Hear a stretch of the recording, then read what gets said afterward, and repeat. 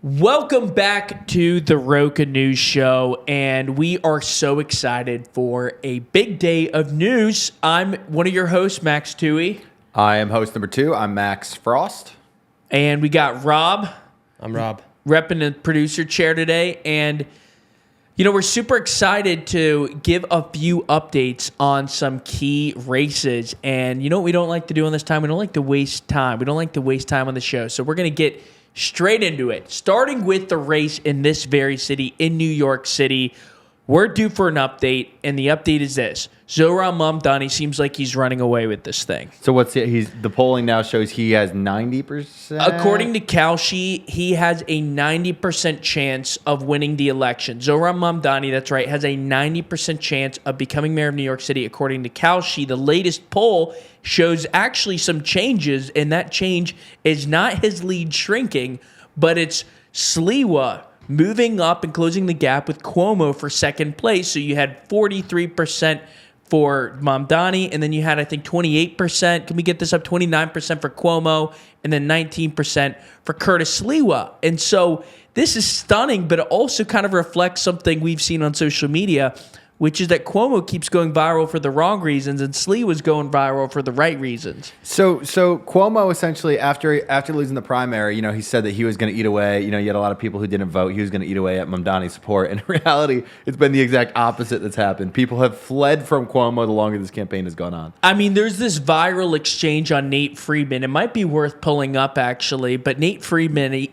interviews Curtis Sliwa and goes like, basically what we hear this all the time, which is, does Sliwa realize that any vote for him is a vote for Mamdani because he's just splitting further the anti-Mamdani vote? And then Sliwa had a pretty incredible answer to that. And the exchange has gone viral. Rob, are we able to find this? Want to just go to Twitter? Yeah, there it is. It looks like you got it here. But check this out. This one's hilarious. We don't have to play the whole thing, but just to preface this, I'd say once you watch this, it's very easy to understand why Sliwa gained some votes. Exactly.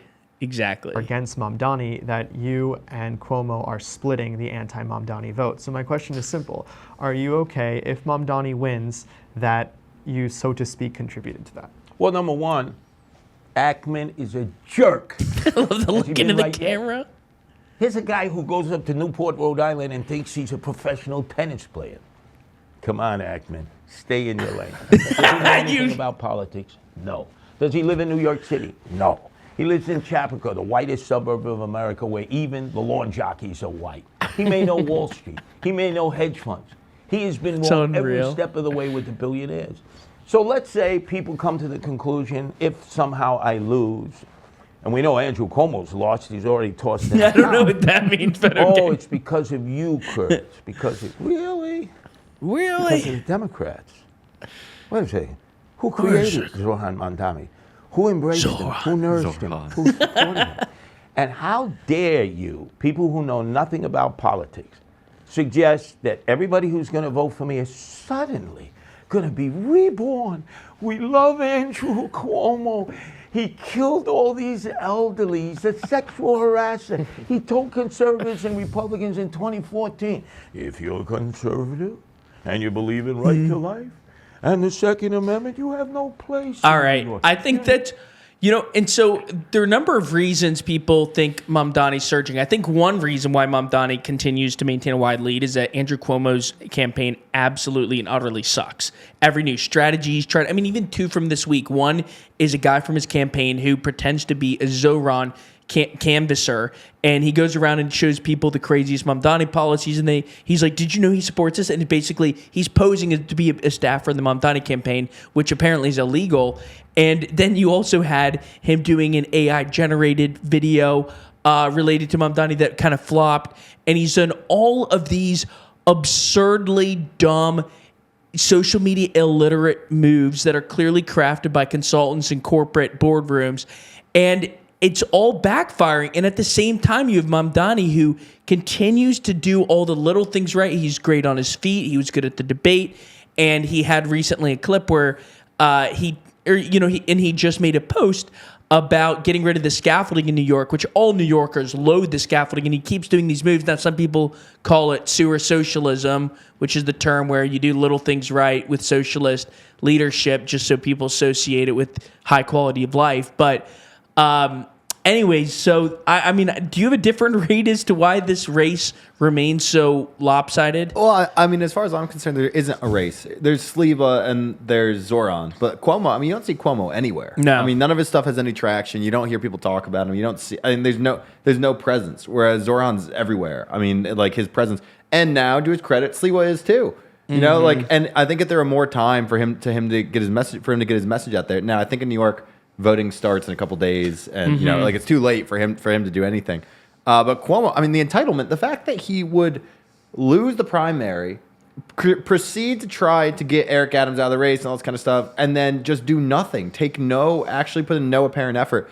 I mean, I think it's just horrible. And I mean, it's so funny, campaign. like, that Cuomo's limping into the clubhouse, considering he keeps getting some layups from Mamdani. Like, there have been a couple new clips of Mamdani. I don't know if we can find this one, Rob, but a new one where he talks about, we're going to reshape this city to our image or something like that.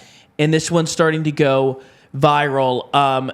And he basically, here, check it out on Twitter, Rob. I don't know if you're logged in or anything, but it would be good to just check that out. But in other words, there are a lot of, unforced errors from Mamdani, resurfaced old clips. And I mean, I think the thing is, it doesn't even matter, right? Yeah. Because like his policies, like none of this stuff, none of it really matters. He's got the brand out there. He's got a nice face. He's very good. He's incredible. He's incredible on his feet. You see him and you like it. And Totally. I mean, and whereas Cuomo, you don't see him. When you see him, you don't like him. So it's over for him. Totally. All right. So I think Rob's logged in now. We don't want to spend all day on this clip because it's just a 5-second guy. But there it is, the red bandana. This is Antifa Mamdani? Here it is. There have been a couple ones like this, We but came here to remake this state in the image of our people. and he's had a couple others where it's now going back to, like, he said it's an illusion that we could ever fully become New Yorkers at, like, a Muslim gathering. So basically, old clips reinforcing whatever fear tactics the Cuomo campaign has used about his. And I say fear tactics, which, some may argue are legitimate, some not legitimate. But these are all, like, old clips are playing into the Cuomo narrative, and he's just not capitalizing on it because they're that incompetent. So Yeah, Zoran. I mean, like Zoran, I can't see how he's not going to win. I think what's more interesting is what's going to follow this, and will the Democrats will they take this and will they run with this kind of populist, left wing, socialist set of policies, or are they going to go back to the center? I don't think Zoran's policies will play in most of the country. It's just straight up. I know there's a big discussion about this, and obviously AOC has been floated as a 2028 candidate and so on. Just knowing what we know from talking to people all over the country, talking to swing voters all over, I do not see Zoran's policies reflecting well on the Democrats. Well, you won't hear this often from us, but there was an amazing piece in the New York Times this week about the sprint to the middle and how basically about this exact issue. And what they did was they analyzed the following. They looked at what blue politicians are there in Congress from states that Trump won or districts Trump won. So those could be governors in states that Trump won that are Democrats, congressmen or congresswomen in districts that he won, all that. Basically, who's winning on away territory. And what they're finding was unquestionably, not even close, they're moderates. And you even look at this last election, and sometimes a down ballot candidate will do better than the top line candidate. An example with that would be when Stacey Abrams lost Georgia and Raphael Warnock won it in the Senate runoff elections. There were several other examples of that. Obviously, Joe Manchin from West Virginia had that dynamic for years. But you saw it in Arizona that Trump won, and then they lost the Senate seat. So there are a number of examples, and their findings were that without exception, everyone who's winning in a swing state is moderate. And if you think about the future of the electoral map, it's going to get redder and redder once they redistrict in 2030 and more electoral votes go to red and purple states. I mean, they're in deep trouble. So I think you're exactly right. The Mamdani, he may, he may do well in New York, but nationally, I'm not sure. Yeah, I mean, obviously the jury's out, and the fact is, if there's a recession, then all bets are off, right? People just want them out. Or if there's a war, anything can happen. So I think it's too long. I think the thing that Zoran teaches, and the reason that Republicans should be scared about Zoran, is because with whatever machine the Democrats have built did a horrible job of elevating candidates who are good with the press, who are good with media, who are good with social media. You look at Kamala, you look at Joe Biden, you look at all the people, who were like running for office last year in the election. None of these people had like big personality, they were not big figures. AOC is an exception. She's obviously done a great job of cultivating her brand with a certain specific wing in the Democratic Party, right? But if you look at people, you look at like these stars of the Democratic Party, and they're terrible with the media. I mean, this is what just came through with this Katie Porter, California situation, right? The fact that she got to that position and then acted like that, and now you have this stuff coming out about her. I mean, how in the world does a politician, get to that level while being so bad with the press, right? The Republicans, I think, it was the same exact thing until Trump shattered it. And now that Trump shattered it, he opened the way to have a lot more, now what matters most is if you are good with the press. You look at his cabinet. Trump's cabinet, the people in position there, what do they all have in common? They are all fantastic when it comes to communication. Exactly. All of them. He broke through there. Zoran has broke through that with the Democrats. So I think that's where things are going to start to change. And we'll see who can follow him through here, right? But certainly that shift happened with the Republicans years ago. It's why they won in 2024, I think, a major reason why. And now I think it could happen to Democrats, which is bad news for the Republicans. Well, we're going to give an update on Omar Fateh, the mayor from Minneapolis, mayoral candidate, I should say, from Minneapolis. But before that, this is a perfect segue into Graham Platner, because you talk about they're going to have to learn from Zoran. Well, Zoran's, I want to say his name is Morris Katz, a senior advisor to the Zoran campaign. He went up to Maine to shoot Graham Platner's ad. Now, if you forget who Graham Platner is, we've talked about him on the show a couple times. Essentially, he's an oysterman from Maine who served several tours abroad, and again, a decorated military veteran, gruff voice, now works on the harbor, blue-collar guy, and basically foils all the criticisms that the Democratic Party's anti-masculine and all this. But the problem is, so he had this meteoric rise due to these effective campaigns and his new aesthetic and his unapologetic opposition to the oligarchy and emphasis of cost of living, and he had these amazing ads crafted by Zoran's guy. But now they're unearthing more of his dirty laundry. So let's check out a clip. So basically, there was a Reddit. His Reddit history was leaked, and you could see him saying he's a communist, and he says he hates cops and all cops are bad. But we're not done yet. There's more coming out, like from this clip here. Untraditional campaign move. Your team actually shared some opposition research on you with me. It's a video from, I believe, a decade ago. Let's just watch an excerpt, and then we should talk about it.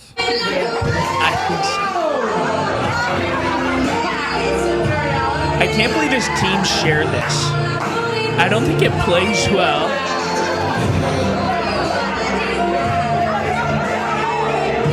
Pause that quick, Rob. For those of you who are listening, what we're seeing right here is Graham Platner dancing at some kind of celebration, shirtless, to Miley Cyrus. And what some have pointed out is he has a tattoo that apparently is like a neo-Nazi symbol. I haven't looked as much into that, but that's kind of creating more problems for him. And then if we go to the other clip, so that was a video his team shared.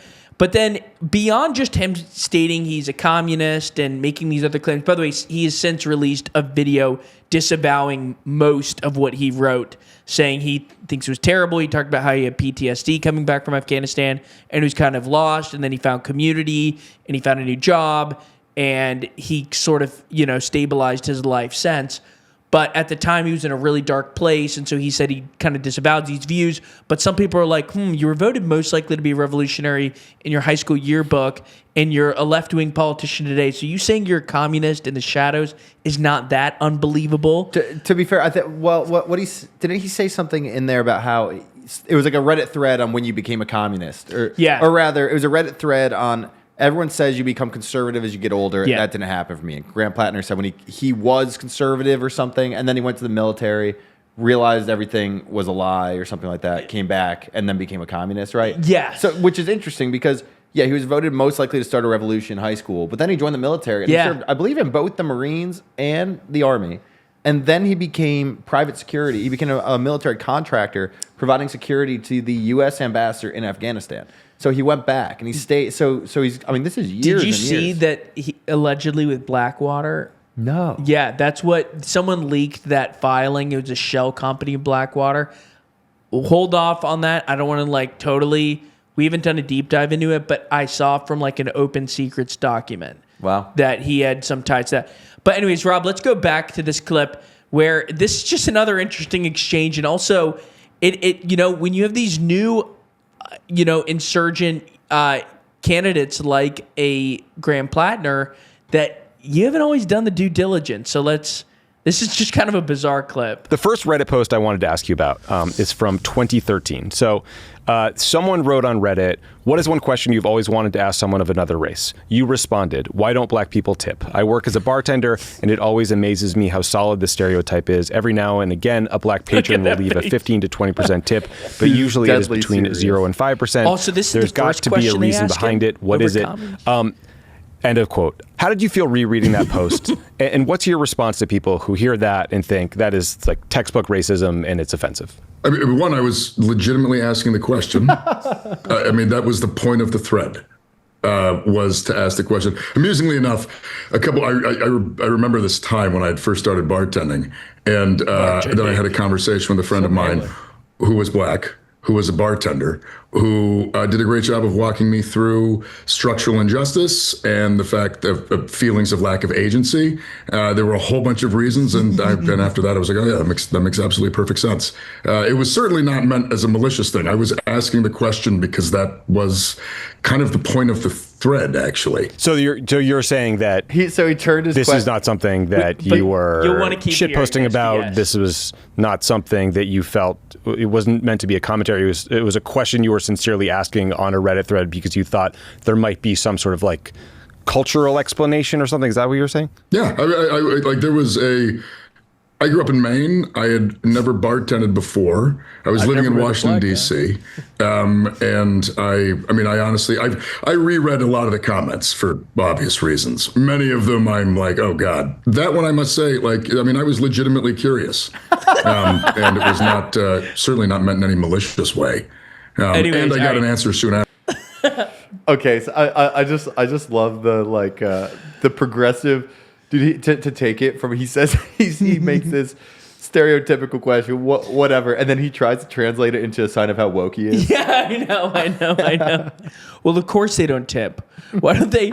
I do find it hilarious though. He's not backing down from it. I mean, he did that move, but then he goes, "Yeah, I'm still kind of wondering why." He's like, "I'm still curious." I don't know why he didn't back down on that, but so anyways, He is from Maine. I mean, Maine might be it's not the whitest state. I think Vermont is, but I think those are like, I think it's like Vermont, Maine, and is it Wyoming or North Dakota? I remember looking this up. It's. All right, we're doing a live check. The whitest states in the country are Maine, Vermont, and West Virginia. Wow, So for Maine's him- number one. This is what it says on Google AI overview, which you cannot trust. All right. So, wait, I'm actually curious yet. 90.1%. Wow, it has Vermont beat by 0.2%, but it does have it beat. Wow. And then West Virginia tied. I can't believe West Virginia's that. I mean, I can, but I would have guessed like North Dakota. Anyways, super interesting. What's the least white state? California, 30. Hawaii, right? That makes sense. I bet if DC was in there, it would be at least white. Here, wait. Scroll down and see Hawaii. 21.9. Yeah, that looks like it would be last in the class. Anyways, so that's Graham Platner. Now let's talk about Omar. Do you have anything else on that, Frost? No, I mean, it's to the point I was making before, about Yeah. how like now if you need these good media figures to break through. Well, that also comes with the fact that, like you said, they're not vetted.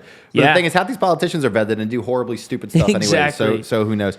But Yes. Omar Fateh. Omar Fateh. So as of right now, Omar Fateh, the mayoral candidate in Minnesota who's Somali and has become a target for the right wing of Twitter, he is now polling at He now, according to Kalshi, Omar Fateh, the 35% chance of becoming Minnesota's mayor. Now, this is outrage people. He previously had slightly higher odds, then they dipped, and now they're climbing back up again. Now, Omar Fateh, we can play a couple clips from him, but this is notable since Somali only comprise about 15% of the Minneapolis population. So it's a big contingent, and everywhere I went in the Somali communities, Omar Fateh signs everywhere. They love him, they love him, they love him. He represents them kind of like Ilhan Omar. In some circles, they talk about him in almost not religious terms, but I'll tell you, I talked to one female entrepreneur who's saying that Ilhan Omar is her idol. Like, she used that term, we have it on camera.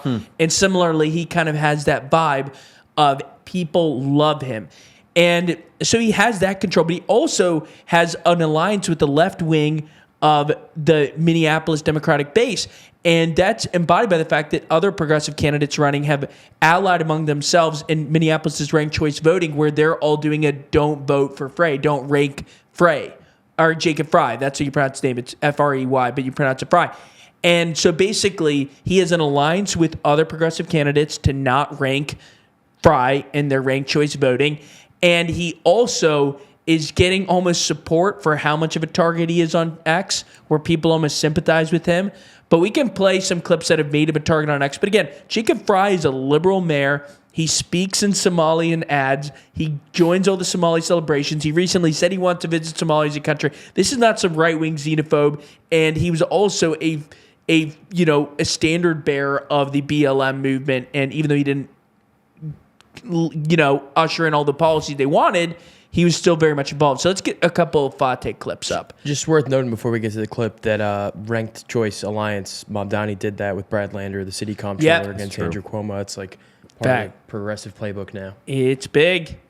So here's an ad of his. Sorry, just one more side on that. The whole point of ranked choice voting was to lead to moderation.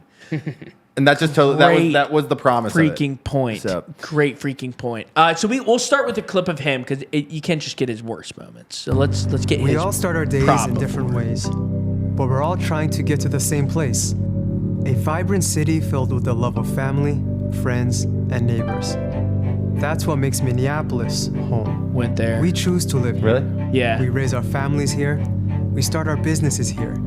We make our lives here. We work hard for the city we love. And what we is that guy deserve a doing? city He's got a that works screwdriver as on a hard as we do. lamppost. I'm Senator Omar Fateh, and I'm running for mayor of Minneapolis. I will say From this. the streets to City Hall. Here we can pause it. Just Minneapolis that's a sense of they call him a Zoran of the Midwest because obviously he's Muslim, he's a minority, and he also African. Although I mean, Mamdani's Indian, even though he lived in Uganda, right? Yeah, but they're both. Yeah, he kind of claims both, but not claims like it's some outrageous like he is both. But one difference is he's much less charismatic and much more soft-spoken than his clips would suggest. And I ran into him. He wouldn't do an interview. And I think it had less to do with him and more his staff.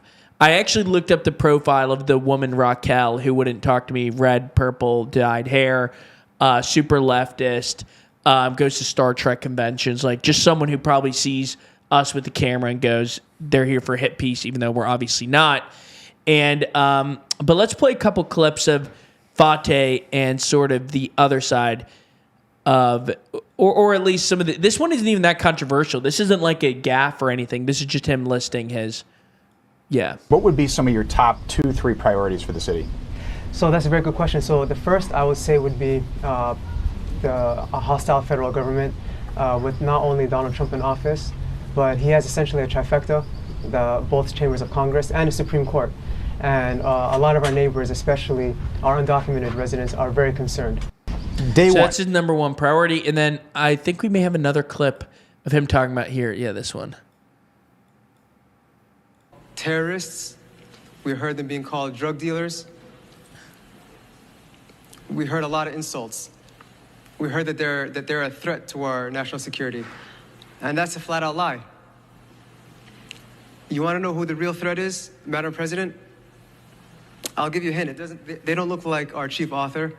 They don't look like the folks up in the gallery. They don't look like the folks out in the rotunda. They look like many of the members that sit in the front. And you don't have to take my word for it. He's saying white According people. to DHS, Madam President, The greatest domestic threat facing the United States comes from, quote, racially or ethnically motivated violent extremists, specifically those who advocate for the superiority of the white race, not our immigrants. We are safer and we're better off because of them. Them being called. So he goes on that, and I think one striking thing about that clip is it perfectly mirrors something Ilhan Omar has said multiple times. One, with our boy Mehdi Hassan, our boy, we interviewed him once, but where she said that we should be more afraid of white people, white men specifically. And so that's the kind of sentiment. And by the way, Ilhan Omar just endorsed Fateh, which really helps because she's a popular congresswoman there. One thing that Nick, who shot the videos with you, I believe, told me the other day was that people said in Minneapolis that it was that in America you're not supposed to assimilate, or in essence that he said that someone there said, in America the way immigrants work is they're supposed to kind of keep to themselves. Were you there for the conversation? Yeah, I believe so. I mean, we heard a version of that a couple times. I wonder which one he's referencing. Well, it's just, to me, it's notable because it's very different from our experience everywhere else in the country. Totally. No, it's funny. What I will say is the Somali population is the most isolated and self-contained I've seen. And with the exception, I would say, of a couple that come to mind, the Amish in Lancaster and the Hasidic Jewish community in Brooklyn. I would say those two come to mind, where there's some interaction, mostly commercial, with other groups, but generally they keep to themselves. Now, the Amish are kind of their own beast. I think what's significant, though, is, it's like there aren't Amish congresswomen, who are like the leading and most viral members of our legislative branch.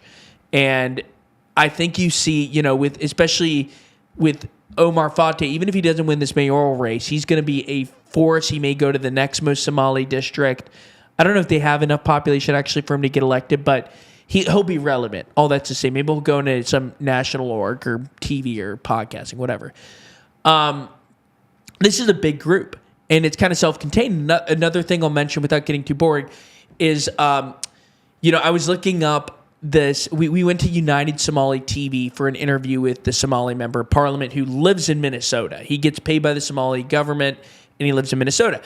And we interviewed him in the studio, which has 100,000 followers on Facebook and like 80,000 YouTube subscribers. Wow. It's not even the biggest Minneapolis-based Somali media company. Wow. One is 4 times the size of that, Somali TV, not United Somali TV, and they're unrelated. Like they have, and it's all Somali content with a few exceptions. All that's to say, like this is a force, and it's self-contained, and it's not for like specific, long-standing principles. I think it's just like the choices they make socially. Interesting. Yeah. Very interesting. So that's all to say. He's got a 35% chance, and Omar Fateh is, if he wins Minneapolis and Zoran wins New York City, I do think you'll have like that side of the Democratic Party will be so emboldened, especially after the tour this summer with Bernie and AOC pulling everyone out, getting massive crowds. One thing I just got to say before we turn it over to George Santos, yes. I know we're about to talk about him. One thing that's really interesting. So New York City sends out a magazine ahead of voting, and it's got lists all the people who are running, how to vote, all the people who are running, their positions, whatever.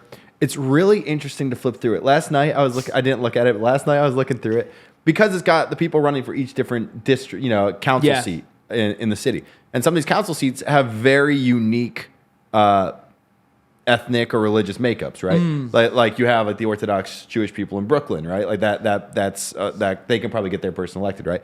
Or you have like the Chinese community in Manhattan. And in fact, in the last election, there was only one precinct in the entirety of Manhattan to vote for Trump, and it was Chinatown.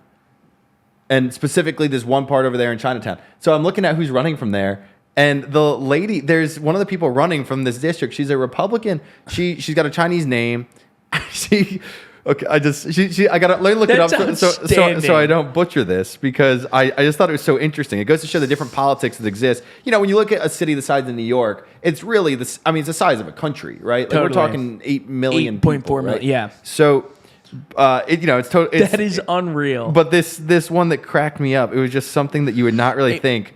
And while Frost is looking for it, just a fun fact, in the 24 election, Manhattan was the least Trump voting borough in all of New York City. It went to Harris 81-18. 81% for Harris, 18 for Trump. And the city went like 31% for Trump. So, I mean, Manhattan really is like as left as you can get. So, but if you were like, what part of it? I would have guessed like the Lower East Side, like frattiest bar section. No, that's Zoran 101. That's true. Turtle Bay. Yeah. But everywhere in New York where it's anywhere in New York that's comprised of mainly yuppies is super far left. It's these immigrant communities that tend to be right wing, and the blue collar communities kind of on the edge.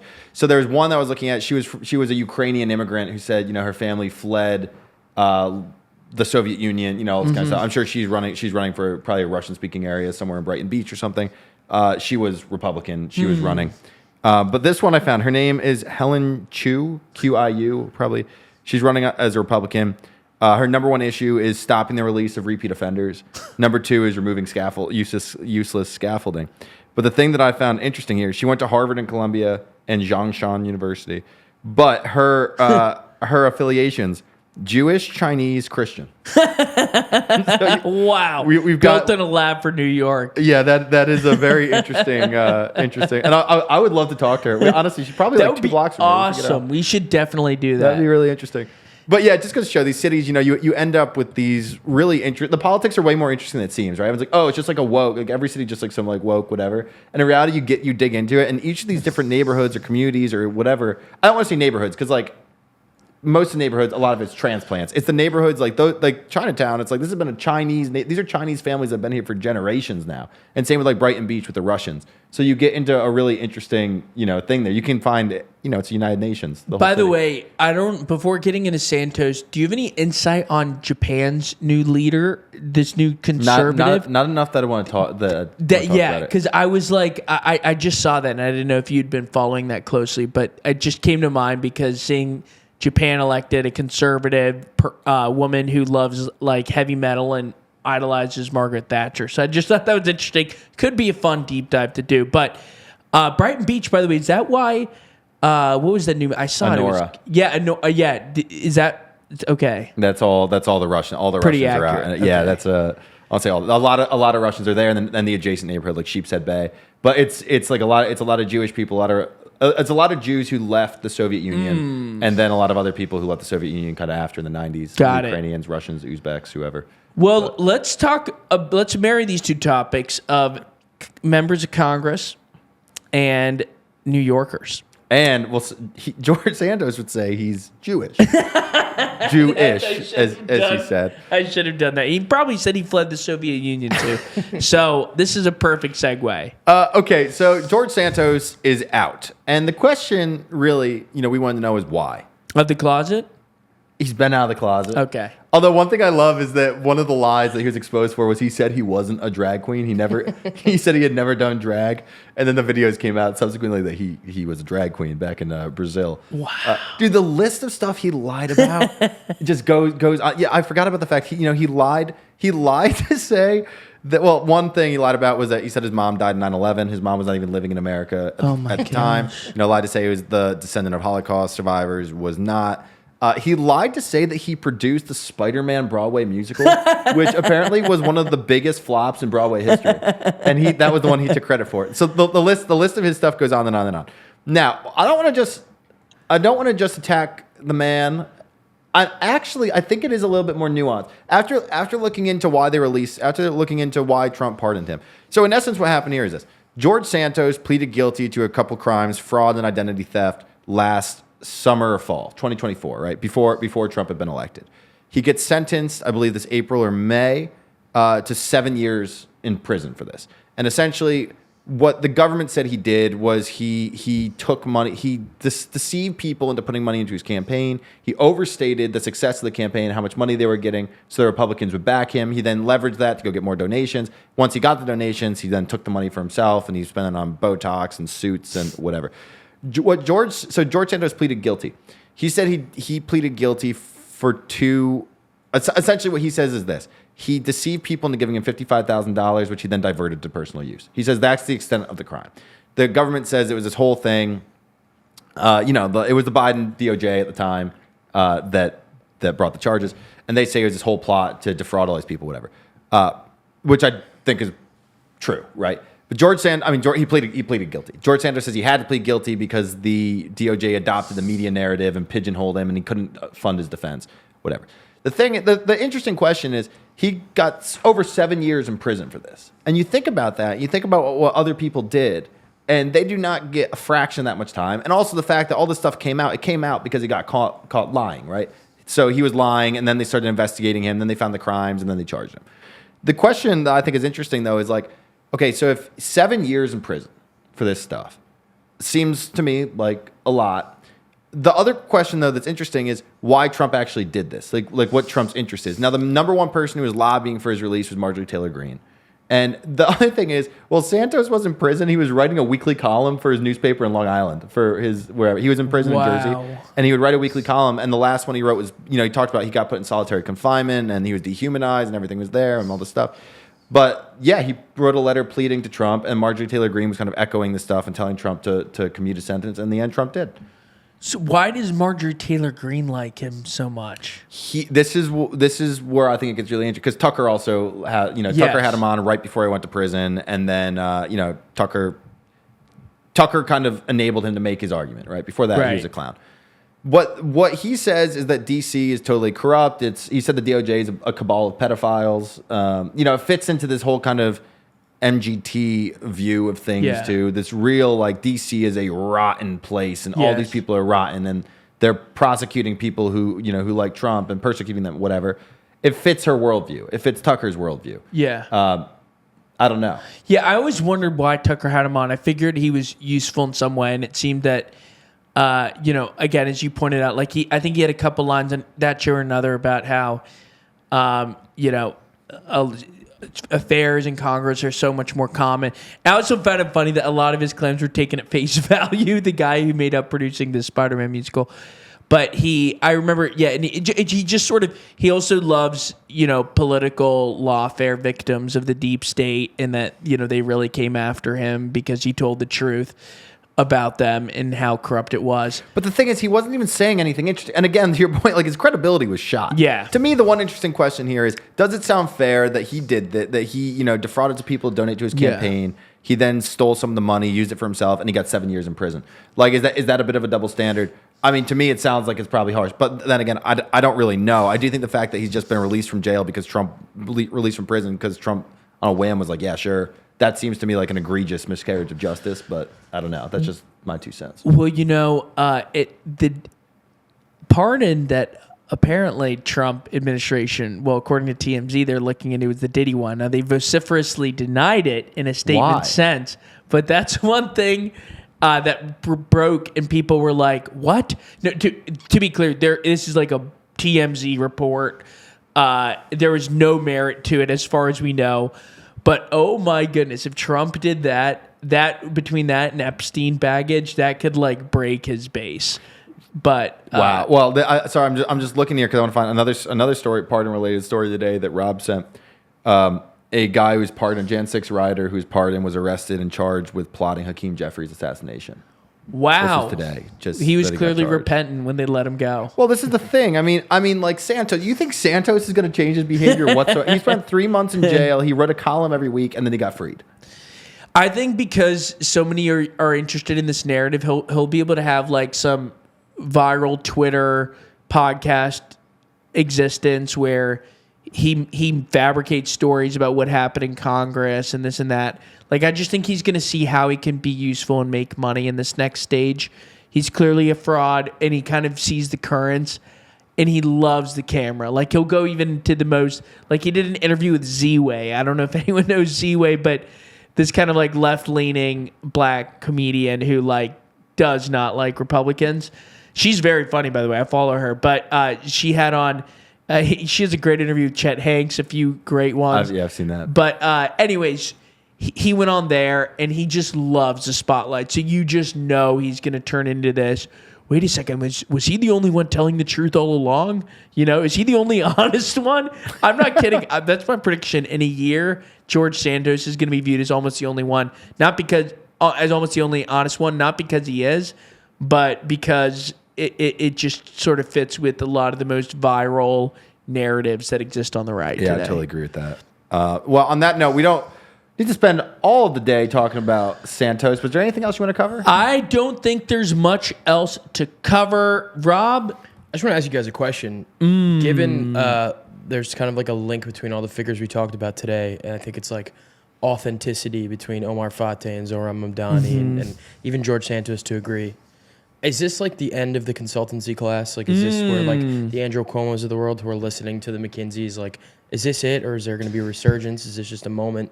To the point of what you made yesterday, to you, when they got rid of the SATs, what happened? A new industry sprung up of teaching people how to have the best SAT-free applications. I feel like we're gonna have a new class of consultants that teaches you how to be authentic, and it's just gonna be absolutely egregious. Amazing. I think that is the perfect answer. That's like Trump with the perfect phone call, but I do think that is spot on. I also just a quick comment on that. So Andrew Cuomo, and we are not at liberty to disclose all that we know just from someone about like who he's hired video wise. We have nothing to do with it, but I just heard something. But he has since hired an influencer who just did that campaign where he pretended to be his Mamdani thing.